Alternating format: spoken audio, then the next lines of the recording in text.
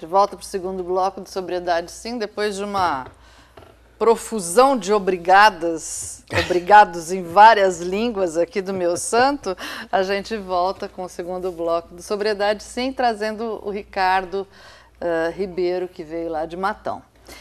Eu perguntei para o Ricardo no outro bloco, quando ele me disse que o irmão dele ainda é adicto, que ainda não entrou em recuperação e a gente espera que ele entre logo, se ele conseguia passar para a mãe dele coisas que, quando ele, Ricardo, ainda era usuário, a mãe não se apercebeu. E ele estava me contando que começou a dar dica para ela: olha, mãe, ele vai começar a se afundar aí.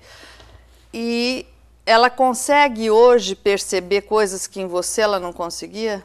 Consegue. Consegue.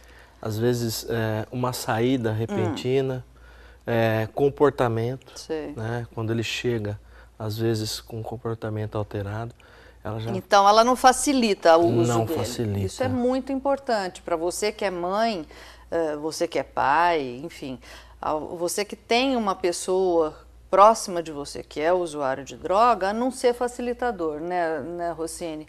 Porque eles, dentro da sua manipulação, acabam sempre conseguindo alguma coisa, né? De alguma maneira, eles sempre, através de comportamentos, mudança de comportamento principalmente, eles dão sinais que podem indicar que estão fazendo uso de droga. Alteração de horário, de dormir, de se alimentar, às vezes diminuição no desempenho, rendimento escolar, às vezes começar a pedir muito dinheiro, com várias desculpas, preciso fazer um trabalho, preciso visitar, né? São indicativos. É claro que a mãe que dialoga, que acompanha, ela vai ter mais condições, ou talvez, de perceber alguma coisa. Mas ele vai manipular, vai negar até o fim, vai jurar de pé junto, não é nada, porque é uma característica de quem usa, né? Aí, assim, os pais, eles têm que, de alguma maneira, saber como lidar com isso, sem deixar que isso afete a sua própria vida, né, e a doença junto. Com certeza. Mas conta para mim, assim, porque eu estava refletindo hoje, fazendo uma leitura, de que o fundamento de tudo é a falta de amor demonstrado para com os filhos numa época em que eles estão carentes, porque o adolescente já não é o que era, mas não é o que gostaria de ser. Então está numa fase experimental. E se não experimenta ser amado, procura subterfúgios, onde ele possa substituir. Né? Você teve alguma experiência nesse sentido? Como você falou do papai que faleceu, e aí você não ficou num vazio assim? Sim, Dom Irineu, é como eu estava comentando lá, com os problemas que eu tive com o meu pai no passado, eu buscar a droga são subterfúgios. Por quê? Aquela consequência que eu vivi do meu pai no passado foi com que desencadeasse uma revolta na minha pessoa e achasse que meu pai iria voltar e resolver o problema. E não.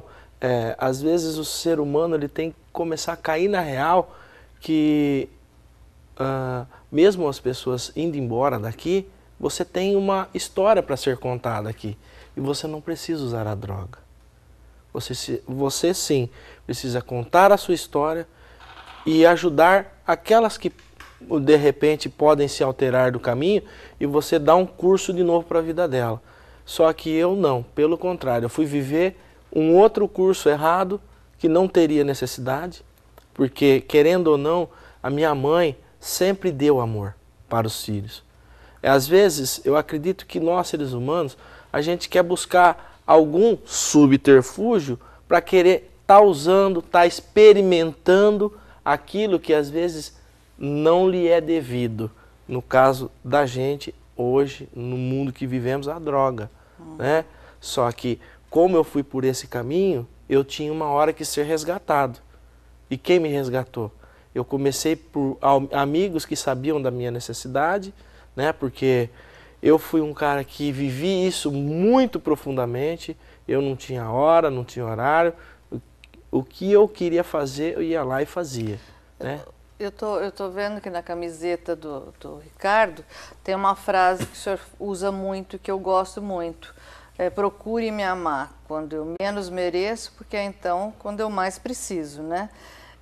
Como é que um pai e uma mãe, Dom, conseguem, na hora de ver um filho adicto, se lembrar disso? Bom, nós temos assim muitas lições aprendidas do movimento do amor exigente, né? Que não é um amor assim condescendente com o erro.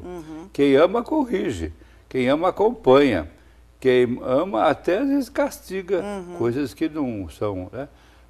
Porque o amor exigente, ele vê o bem da pessoa e não o prazerzinho assim passageiro, né? Sim. Até eu queria perguntar para você assim, qual foi a ideia que iluminou a tua cabeça para dizer, eu vou mudar de vida? Na verdade, eu conheci um amigo meu, o diácono Vladimir, dentro do curso da LC, e ele falou assim, você é uma pessoa especial para Deus. Você não sabe a sua importância e esse diamante bruto, o quanto ele pode ser lapidado. Você faz o bem para tantas pessoas e às vezes você esquece de você. Ele só falou isso para mim. E isso te despertou? Isso me despertou. Eu falei, e por onde eu começo? Ele falou assim, começa por você. Você tem um caráter maravilhoso. Você pode. Você achava que você não tinha valor nessa época? Eu achei que eu já estava num estágio que podia ser descartado tudo, né? E quando eu conheci essa pessoa dentro do TLC, ele pregou, né? Ele falou sobre família. E eu achava que a minha mãe não dava esse amor extremo, mas ela dava, né? Foi aonde que ali eu senti que eu podia, a minha mudança de vida. E eu fui buscar os grupos de autoajuda, né? Como eu falei, eu sou oriundo de outros grupos de autoajuda, mas assim, Deus valorizou isso e eu cultivei esse amor perante essas pessoas, e lá dentro também Deus me deu um fruto muito grande, que foi a minha esposa. Olha só que bom. Né? E ela veio comigo, ela acreditou nessa proposta, né? A minha sogra no começo relutou, né? Porque era uma época que se falava de droga, era assim uma catástrofe, né? Para quem era usuário, ele não valia nada. É óbvio, né, que um drogado na época era uma pessoa realmente que não teria, né, valor nenhum. Mas a minha esposa acreditou junto comigo. E ela falou, eu vou apostar em você. Que bom. E se eu estou há 18 anos, ela conta essa história junto comigo. Começamos a namorar, né, vivenciamos um namoro, conseguimos viver um namoro santo, conseguimos casar, né? Eu digo que o João Pedro hoje é a história também da minha vida, meu filho, e aonde que eu consegui viver essa transformação. E dentro dos grupos de autoajuda, eu fui conhecer o amor, mas dentro da pastoral eu vi uma coisa muito importante. Ela, além de colocar o amor em primeiro lugar, ela quer que a família vivencie isso.